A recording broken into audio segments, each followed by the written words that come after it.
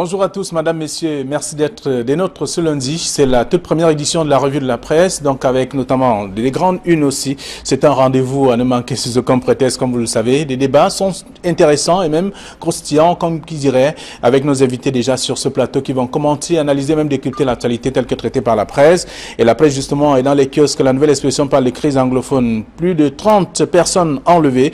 C'est le grand titre du journal. Parmi elles, un officier en charge des examens dans le sous-système éducatif anglophone du pays.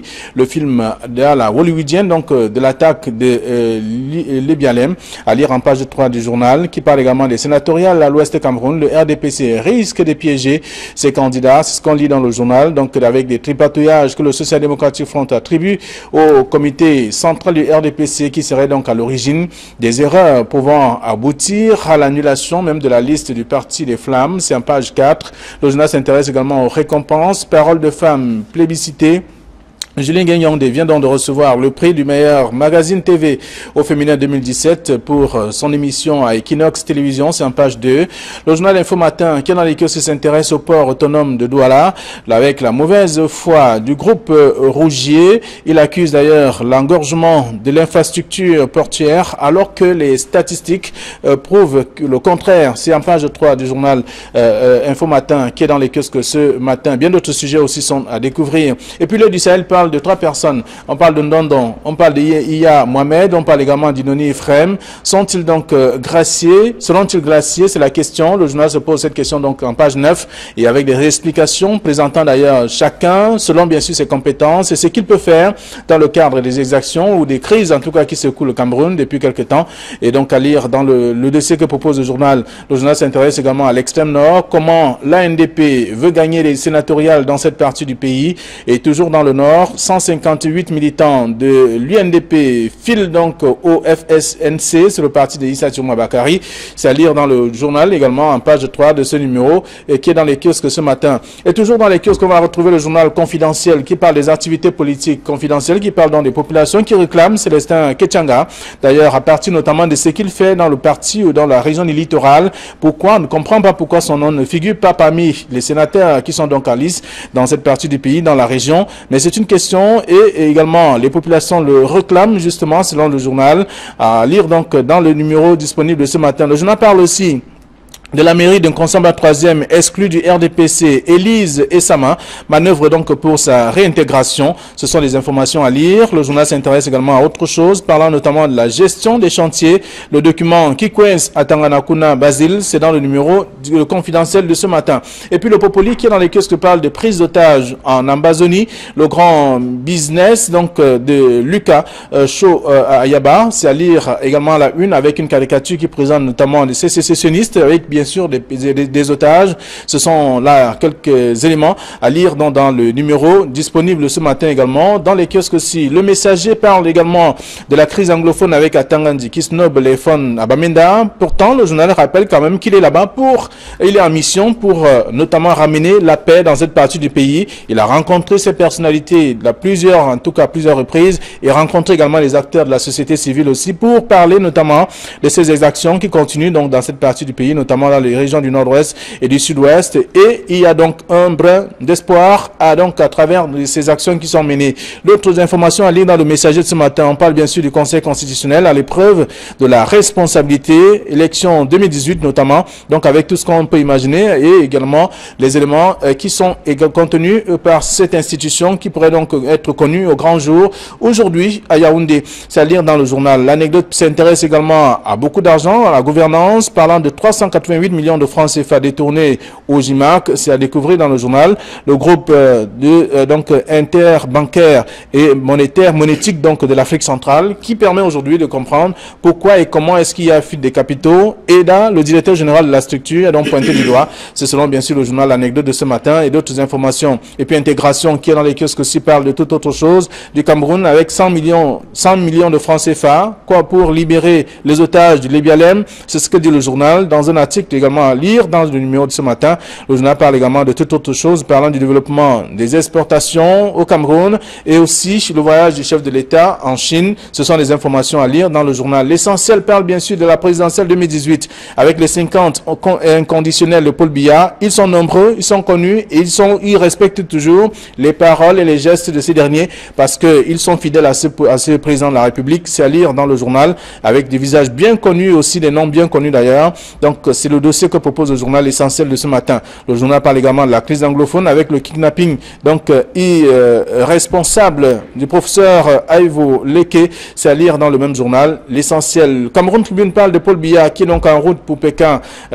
Il va en Chine pour rencontrer les hommes d'affaires et aussi parce qu'il est à la tête d'une forte délégation d'hommes d'affaires du Cameroun qui vont également puiser à bonne source et échanger avec des hommes d'affaires de la Chine. Ce sont là quelques informations contenues dans le dossier proposé par le journal Cameroun Tribune de ce matin. Et on parle aussi de bien d'autres sujets, notamment Elekam qui est prêt pour dimanche prochain, parlant notamment des sénatoriales à venir. Mutation parle de la crise anglophone avec des sécessionnistes aussi qui continuent de poser des actes. Et l'autre enlèvement qui choque d'ailleurs, c'est à lire en page 5 du journal. Et on parle également de la mission difficile pour Atangandi qui se bat en tout cas pour ramener donc la paix dans les régions anglophones. C'est aussi à lire dans Mutation de ce matin. Le quotidien de l'économie parle également d'autres choses, de la catastrophe des ECA. Camrail sollicite bien sûr une expertise internationale indépendante pour notamment apporter des solutions à toutes les revendications aussi dans ce numéro disponible ce matin avec d'autres informations que vous pourrez lire après avoir fait un tour dans les kiosques ce lundi. Voilà ce que la presse nous propose ce matin. Bonjour. Bonjour Flavien Dongo, bonjour également aux téléspectateurs de la revue des Grandes Unes. J'en profite pour dire bonjour à Bernard Potama parce que, qu'on le veuille ou pas, l'actualité est très grave. Très bien. Alors, j'ai fait exprès de ne pas donner votre nom, c'est Thierry Niopé. Monsieur, mon nom n'a pas changé en tout temps. Voilà. Bernard Potama, bonjour. Bonjour Flavien. Bonjour Thierry. Un bonjour particulier à tous ceux qui ont cru au journal en ligne Camerbi, dont ma modeste personne a la charge au Cameroun. Ce journal a été fait meilleur, pas fait, il est le meilleur de l'année 2017. Merci encore et c'est votre prix.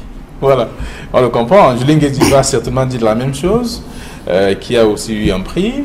Il y a Jean-Paul Chounat qui dira également la même chose. Je dirais aussi la même chose. Ouais, vous comprenez. Merci, ce sont les téléspectateurs qui jugent le travail que nous faisons. Merci. Alors donc, avec vous également, nous faisons le tour de quelques sujets. Bien que ces sujets existent aussi dans le journal La Nouvelle Expression de ce matin. On parle donc de la crise anglophone avec plus de 30 personnes d'ailleurs enlevées. On le sait, on a vu les images et bien entendu, la situation perdure carrément. C'est le troisième enlèvement depuis le déclenchement de cette crise. On a souligné avec véhémence sur ce plateau, il fallait que les autorités prennent la mesure des choses et prennent des dispositions pour que des manifestations comme celle qui a été organisée samedi dernier, qui n'avait pas lieu d'être. On ne peut pas comprendre comment dans une zone aussi insécure comme celle-là, que des individus sous le prétexte qu'ils veulent faire allégeance au prince, notamment au président de la République, simplement parce qu'il a nommé l'un des leurs, au gouvernement, un fait tout à fait banal, parce que c'est une haute responsabilité. Nommer quelqu'un a toujours donné, on l'a dit ici au lendemain du 2 mars, a toujours donné lieu à des ripailles, à des fêtes dans des villages, alors que en réalité c'est une haute responsabilité au regard du travail qui attend ces derniers. Ils sont donc partis remercier le chef de l'État et c'est un acte pour moi qui était inutile, qui ne valait pas la peine parce que on n'a pas besoin tout le temps d'organiser des fêtes, d'organiser des rencontres dans les villages à la seule gloire du prince. Le professeur Ivo malheureusement a été kidnappé au cours de cette cérémonie-là. Il y a eu également une trentaine de personnes. Qui n'avaient pas encore eu lieu, en fait. On s'apprêtait justement, on allait vers la localité pour organiser la rencontre. Voilà. Est-ce que cela avait lieu d'être? Je continue à souligner que ça ne valait pas la peine de le faire. Au-delà du fait que ça peut être un moment de joie lorsqu'on vous nomme, mais non, sachant que c'est une zone à risque. On l'a condamné ici, c'est une zone à risque. Et quand on est dans une zone à risque, il y a des mesures d'urgence qui sont prises. Tout le monde se rappelle quand même que le gouverneur de la région du sud-ouest et même du sud-nord-ouest avait pris des mesures coercitives pour éliminer, pour annuler un certain nombre de choses. Par exemple, les manifestations publiques sont interdites dans ces zones-là. Comment on a pu donner l'autorisation à ces gens, sous prétexte qu'ils sont du RDPC, pour le faire?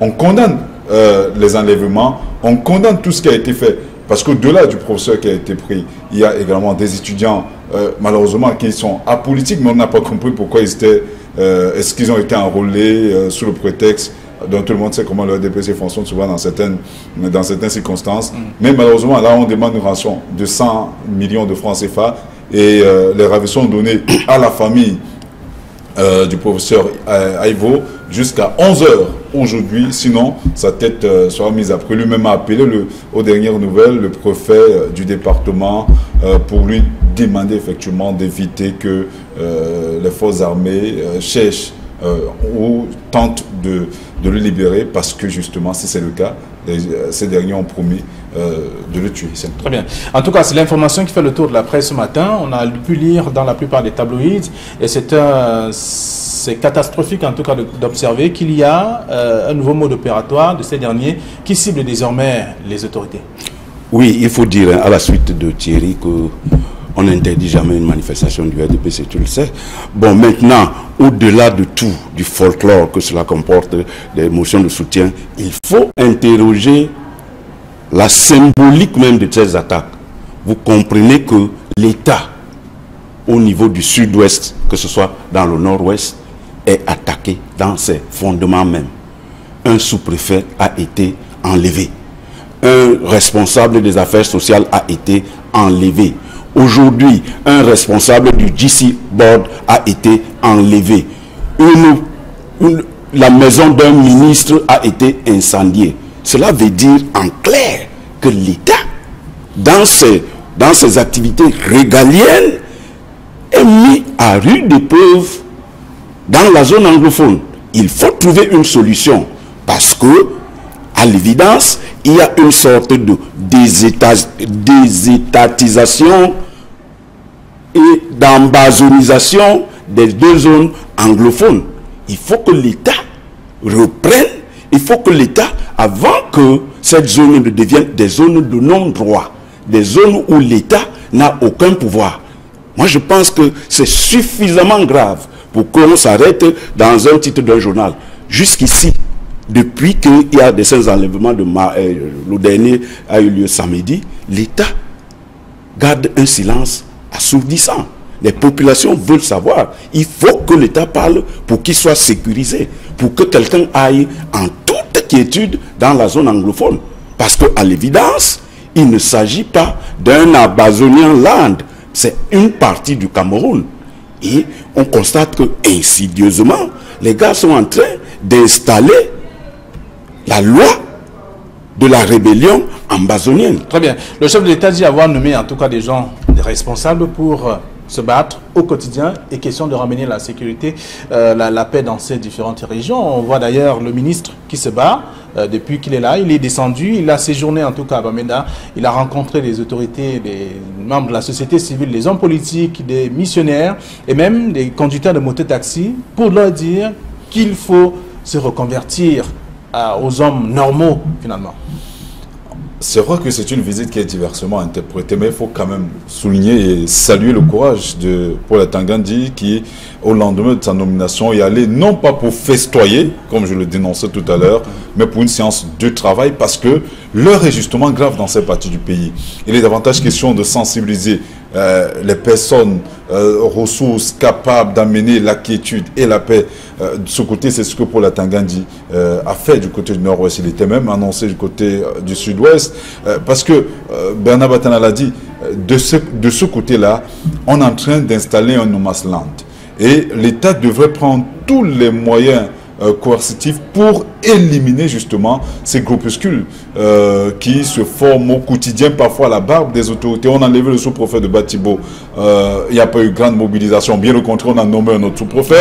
Il y a eu l'enlèvement. Exactement, parce que un peu sous d'autres cieux, on rappelle quand même au quotidien qu'il a déjà fait 5 jours. Mais au Cameroun même, il n'y a même pas une sorte de suivi à ce niveau. On a enlevé le délégué régional des affaires sociales.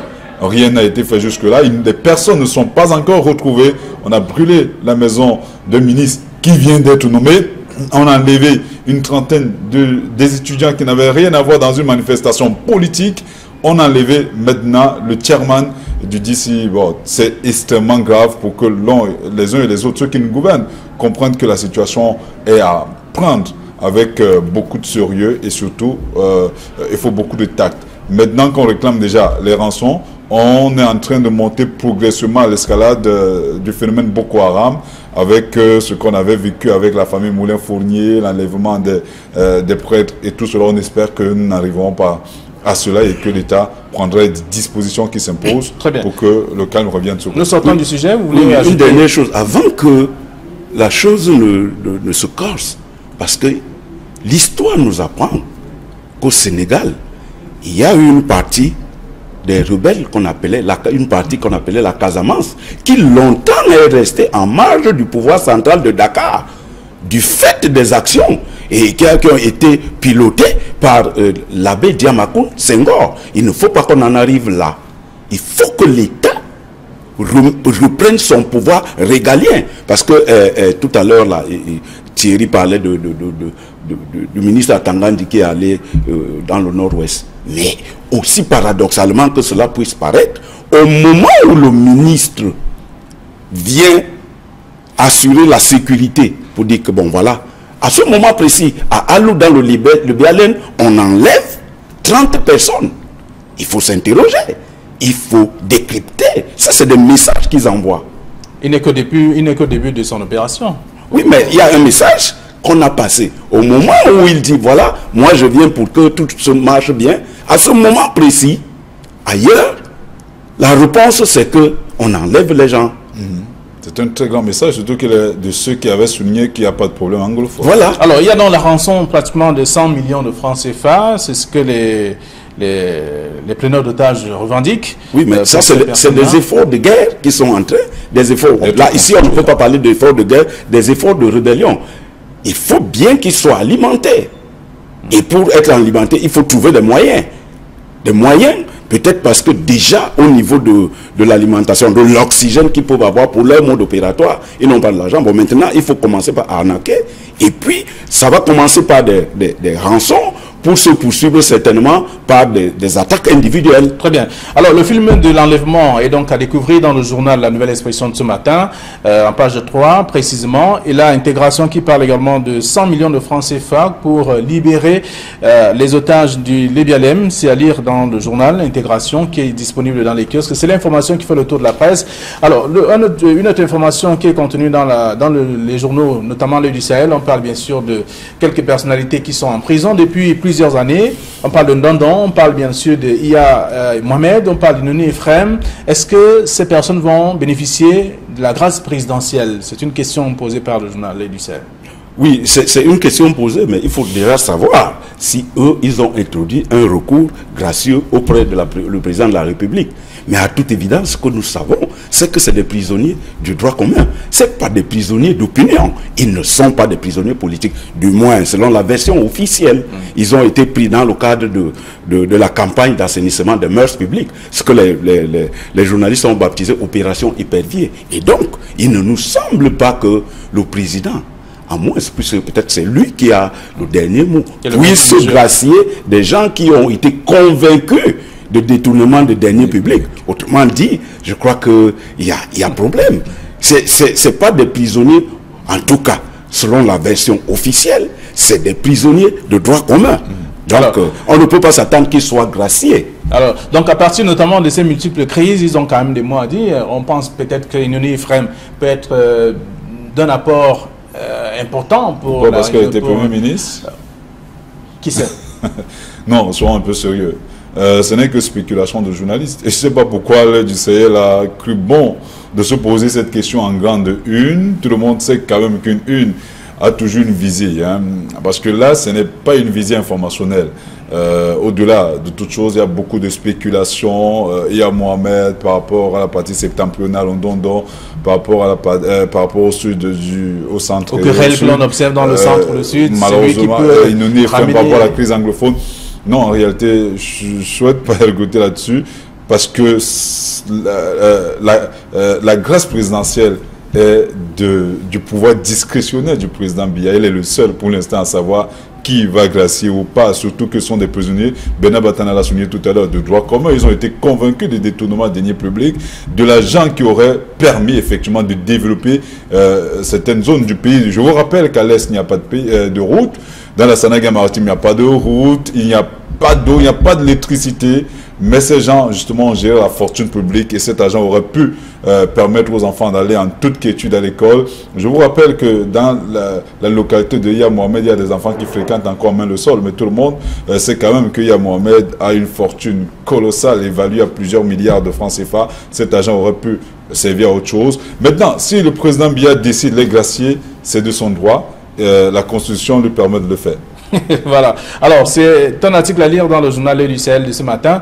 Et autre chose à lire aussi, on va parler notamment des sénatoriales. Aujourd'hui, c'est le grand jour également, puisque c'est avoir des informations aussi importantes, parlant notamment de ces sénatoriales. Il y a à l'ouest du Cameroun, précisément, le RDPC risque de piéger ses candidats. C'est ce que la nouvelle expression nous apprend, à partir notamment des tripatouillages que le SDF attribue bien sûr au parti au pouvoir, au comité central du RDPC. Oui, les partis politiques en compétition, comme la loi leur donne l'autorisation, ont introduit des recours. Bon, il s'agit là du premier galop d'essai du Conseil constitutionnel. On va attendre. On ne peut pas discuter tout de suite là et on va attendre comment est-ce qu'ils vont gérer cette histoire. Aujourd'hui là, ils se sont penchés sur, je crois que c'est depuis samedi ou depuis vendredi. Depuis vendredi, ils se sont penchés. On attend qu'ils donnent les résultats de comment est-ce qu'ils vont gérer ça. En tout cas, c'est leur premier galop d'essai. Très bien. Donc, il y a également le journal confidentiel qui parle donc de ces populations qui réclament Célestin Kétianga, qui est quand même un acteur majeur dans le système politique, je voudrais dire, du RDPC, dans le littoral, mais qui n'a pas vu son nom, ou qui a vu son nom disparaître, comme dans bien d'autres localités aussi. On a vu également à l'ouest. Oui, d'abord, avant que de répondre, parler un peu de la situation, il faut dire quand même que le Conseil constitutionnel a évacué les autres recours. Hein. Il reste seulement le recours du SDF pour ce qui est de la région de l'Ouest, mais on espère quand même que d'ici à ce soir, on aura le verdict par rapport à ce sujet-là. Mais il est clair que le DPC fera tout quand même pour que sa liste passe. Pour ce qui on attendait de voir le candidat. Il sera là aujourd'hui, d'après nos sources. Il sera là aujourd'hui, d'après nos sources. C'est juste une erreur de saisie, selon nos sources. Et d'après ce que nous avons appris, c'est que la personne a fait un jugement supplétif pour démontrer qu'elle existe effectivement. Mais elle sera là en attendant de voir. Pour ce qui est du cas de la région du littoral, où certaines personnes arguent que le nom de Célestin Kétianga a été retiré sciemment de la liste de ceux qui devaient représenter les couleurs du RDPC au sénatorial dans cette région, on ne saurait le dire ici, mais toujours est-il que son nom a fait le tour du monde pendant plusieurs semaines et on n'a pas compris pourquoi le RDPC a gardé l'omerta autour de ces listes jusqu'à la dernière minute. Était-ce pour des tripatouillages? Tout le monde sait quand même que les CAM, jusqu'à preuve de contraire, et les CAM, le Conseil constitutionnel, tous sont des branches plus ou moins éloignées du RDPC parce que c'est le président national du RDPC qui a titré que le RDPC veut mettre le feu à l'ouest. Bon, je saurais le dire jusqu'ici, mais toujours est-il que d'après nos sources, M. Kétianga, tout le monde a vu les œuvres au quotidien. Quand on regarde la liste des sénateurs du littoral qui représentera le RDPC à ces élections-là, aucun d'eux n'a réalisé la moitié de ce que Honorable Kétianga a réalisé jusqu'ici. Les faits sont têtus. Malheureusement, c'est ainsi. Voilà. Maintenant, pour ce qui est du reste, le concerné, vu que vous avez évoqué son nom, a dit qu'il mettrait toutes les batteries à son niveau pour soutenir les candidats qui ont été choisis selon la discipline. Alors, c'est le fair play. De toute façon, on va comprendre, on retient ça comme ça. Merci à vous. Nous sommes arrivés au terme de cette édition, la toute première de la semaine, mais je vous invite à lire la plupart des tabloïds disponibles dans les kiosques ce matin pour être au parfum de l'actualité. Bonne journée à tous.